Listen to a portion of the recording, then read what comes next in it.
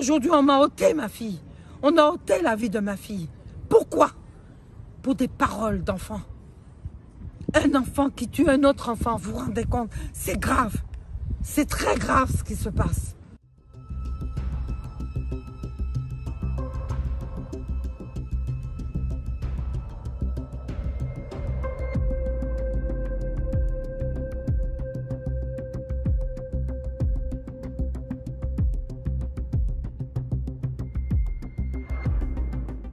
Quand j'ai vu ma fille par terre, je savais qu'elle avait aucune chance.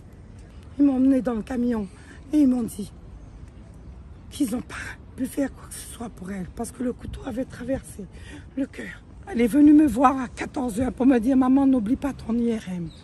Je l'ai croisée à 16 h 30 avant de partir pour faire mon IRM. Je lui ai dit « Viens avec maman, viens avec maman ». Elle m'a dit « Non, je remonte à la maison ». Elle venait juste de sortir de chez sa sœur. Et derrière mon dos, pendant que je cherchais une place pour me garer à Alfortville, on était en train de tuer ma fille. Elle est jumelle à son frère. Nous tous les trois, nous avons la même date d'anniversaire, le 23 juillet. Bientôt, ça serait son anniversaire. Elle devait passer son bac. C'était une acharnée. Elle faisait des études d'ingénieur, c'est ça? D'ingénieur. Pour être ingénieur. Pour être ingénieur. C'était pas une délinquante. Elle est arrivée juste pour défendre sa fille. Avec la parole, sa sœur du moins. Avec la parole. Elle n'aurait pas pensé qu'un enfant plus petit qu'elle lui aurait ôté la vie. C'était pas un règlement de compte. C'était pas un règlement de compte. C'était pas de la drogue. Elle n'était pas dans un gang. Elle n'était pas dans tout ça. C'était une étudiante. Voilà.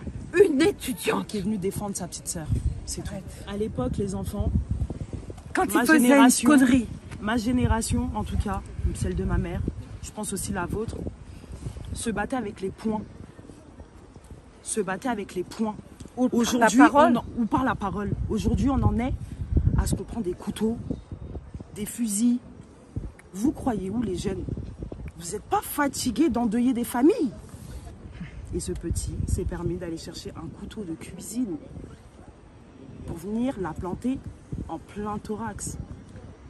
Non, arrêtez, arrêtez. Je l'ai vue par terre, ensanglantée,